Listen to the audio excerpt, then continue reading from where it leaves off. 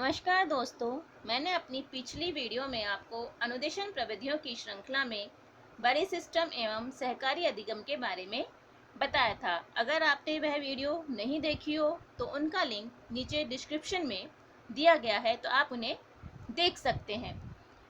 उसी क्रम में आज हम आपके लिए चिंतनशील शिक्षण प्रविधि को लेकर आए हैं। इसमें हम आपको बताएंगे कि चिंतनशील शिक्षण किस प्रकार छात्रों में मौलिक दृष्टिकोण का विकास करता है। चिंतनशील शिक्षण शिक्षण का सर्वोच्च स्तर चिंतन स्तर होता है। चिंतन स्तर का शिक्षण समस्या केंद्रित होता है। चिंतनशील शिक्षण शिक्षक की योग्यता, अनुभव व कुशलता पर निर्भर करता है। इस प्रकार का शिक्षण छात्रों को स्वतंत्र रूप से ज्ञान प्रदान करने में सहायक है।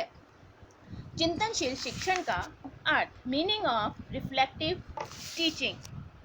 चिंतनशील शिक्षण एक ऐसी प्रक्रिया है जहां शिक्षक अपने विद्यार्थियों के पूर्व ज्ञान, आस्थाओं और कौशल का इस्तेमाल करते हैं और पूर्व शिक्षण प्रथाओं का विश्लेषण कर शिक्षण परिणामों को बेहतर बनाने का प्रयास करते हैं। चिंतनशील शिक्षण में विद्यार्थी गहन तथा गंभीर चिंतन द्वारा अपना मौलिक दृष्टिकोण बनाना सीखता है और अपने भावी जीवन में आने वाली प्रत्येक समस्या को कल्पना, चिंतन एवं तर्क द्वारा सफलतापूर्वक हल कर सकता है। चिंतनशील शिक्षण की परिभाषा, definition of reflective teaching. Morris L विगी के अनुसार चिंतनशील शिक्षण में कक्षा में ऐसा वातावरण उत्पन्न किया जाए जो अधिक सजीव, उत्तेजित करने वाला, आलोचनात्मक एवं संवेदनशील हो। यह छात्रों के सम्मुख नवीन व मौलिक चिंतन का स्वतंत्र वातावरण प्रस्तुत करता है। इस प्रकार का शिक्षण बौद्ध स्तर के शिक्षण की अपेक्षा अधिक कार्य उत्पादन को बढ़ावा देता है। स्ट्रेटजीज, चिंतनशील शिक्षण के लिए जो स्ट्रेटजीज या रणनीतियाँ काम में ली जाती है वह है self analysis, writing journals, keeping portfolio, observation of students response, question at the end of every lesson. मतलब पहले छात्रों को सेल्फ एनालिसिस यानी स्वयं का विश्लेषण करना होता है, कोई राइटिंग जर्नल यानी कोई लेख लिखना है, कीपिंग ए पोर्टफोलियो यानी अपना पोर्टफोलियो तैयार करना है, ऑब्जर्वेशन ऑफ स्टूडेंट्स रेस्पॉन्स, जो भी विषय वस्तु है, जो भी उन्हें पढ़ाया जा रहा है उसके ऊपर स्टूडेंट्स अपना किस प्रकार से अनुक्रिया कर रहे हैं उसका निरीक्षण किया जाना चाहिए। और लास्ट के अंत में स्टूडेंट्स से उस विषय वस्तु के बारे में, उस लेसन के बारे में क्वेश्चंस पूछे जाने चाहिए। फिर है चिंतन स्तर हेतु शिक्षण, टीचिंग फॉर रिफ्लेक्टिव स्टेज। इस स्तर पर शिक्षण समस्या केंद्रित होता है जिसकी दो विशेषताएं होती हैं।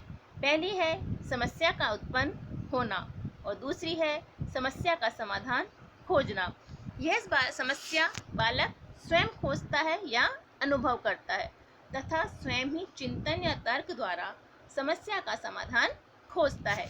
चिंतन स्तर का शिक्षण जब सफल हो जाता है तो छात्र में अंतर्दृष्टि का विकास होता है जिससे बालक में समस्या समाधान की क्षमता का विकास होता है। और इस प्रकार इस स्तर पर शिक्षण के तीन प्रमुख तत्व हैं। प्रथम है चिंतन, थिंकिंग, दूसरा है तर्क, रीजनिंग, थर्ड है अंतर्दृष्टि, इंसाइट। जब किसी समस्या के अनुभव होने पर हम उसके बारे में सोचते हैं तो वह चिंतन कहलाता है और चिंतन के माध्यम से समस्या समाधान के अनेक विकल्पों के बारे में सोचते हैं तो उसे तर्क कहते हैं।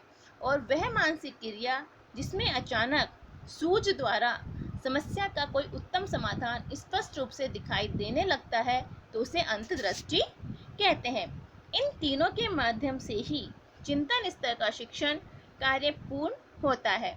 इस स्तर के शिक्षण के लिए शिक्षक कक्षा में सजीव, उत्तेजक, प्रेरणादायी एवं आलोचनात्मक वातावरण को जन्म देता है।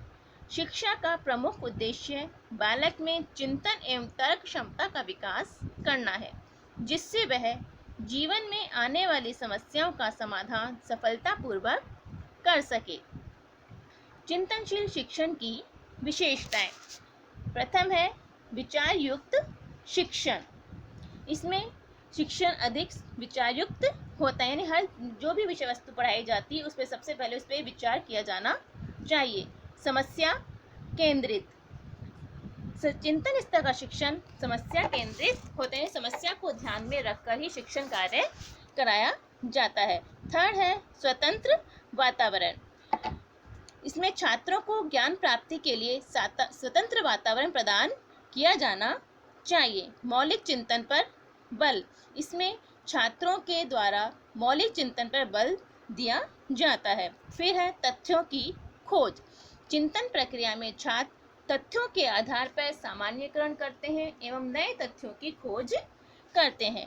छात्रों को प्रेरित करना, इसमें शिक्षक का जो प्रमुख कार्य होता है वह है कि छात्रों को कार्यों को करने के लिए आगे से आगे प्रेरित करना या प्रोत्साहित करना।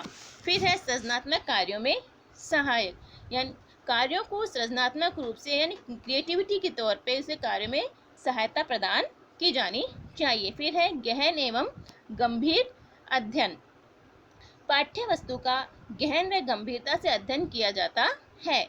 आत्मविश्वास का विकास, इसमें शिक्षक के द्वारा जो असमर्थ बालक या बाधित बालक होते हैं उनमें आत्मविश्वास का विकास किया जाता है।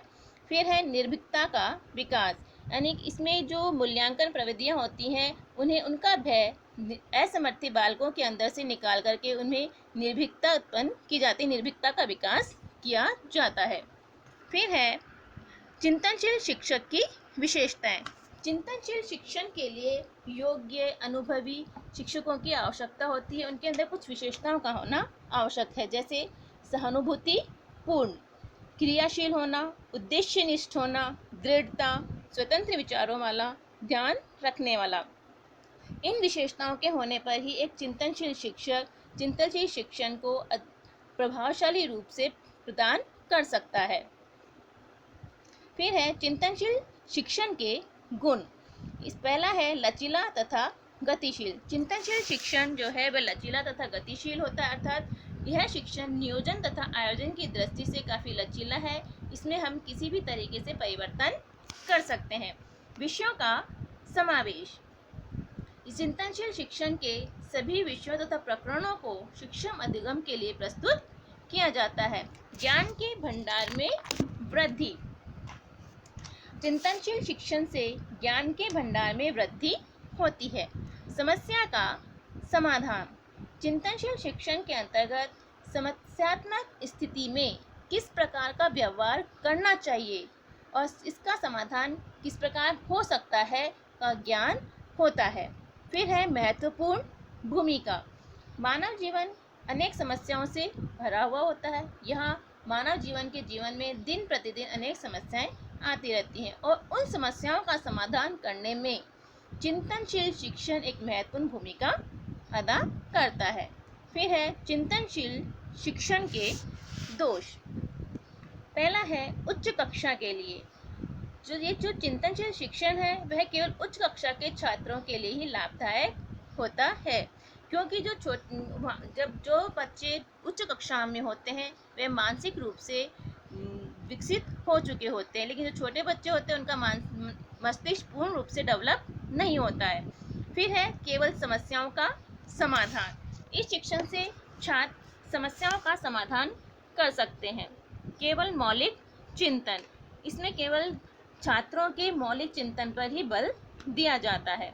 सामूहिक वाद विवाद प्रभावशाली, इस शिक्षण में केवल सामूहिक वाद विवाद की व्यूह रचना को प्रभावशाली बनाने का प्रयास किया जाता है, निश्चित कार्यक्रम का अनुसरण नहीं। स्मृति तथा बौद्ध स्तर के शिक्षण की भांति चिंतन स्तर में किसी निश्चित कार्यक्रम का अनुसरण नहीं किया जाता।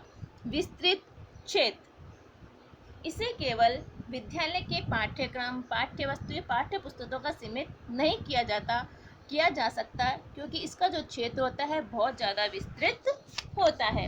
फिर है शिक्षक की आलोचना, इसके अंतर्गत छात्र व शिक्षक के निकट संबंध होते हैं, जिसके कारण वह शिक्षक की खुलकर आलोचना कर सकते हैं।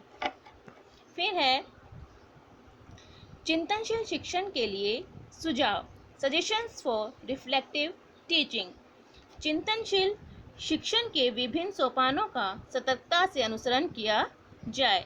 शिक्षक को छात्रों का आकांक्षा स्तर ऊंचा उठाने का प्रयास करना चाहिए। थर्ड, छात्रों के समक्ष समस्या इस प्रकार प्रस्तुत करनी चाहिए कि वे समस्या की अनुभूति कर आवश्यक समाधान निकाल सकें। शिक्षक को छात्रों की समस्या को इस प्रकार प्रस्तुत करना चाहिए कि वे समस्या को अपने अंदर अनुभव कर सकें और उसका समाधान निकाल सकें। फोर्थ है, छात्रों को स्वतंत्र व खुला वातावरण प्रदान करना चाहिए जिससे वे वाद विवाद में सक्रिय सहयोग दे सकें। फिफ्थ है, छात्रों में मौलिक व सृजनात्मक चिंतन का विकास करने के लिए उनके समक्ष समस्यात्मक परिस्थितियां उत्पन्न की जाएं। फिर लास्ट है, चिंतन स्तर के शिक्षण में छात्र को स्वयं करने के लिए अधिकाधिक अवसर प्रदान किए जाएं। धन्यवाद। अगर आपको यह वीडियो पसंद आई हो तो please like, share and subscribe.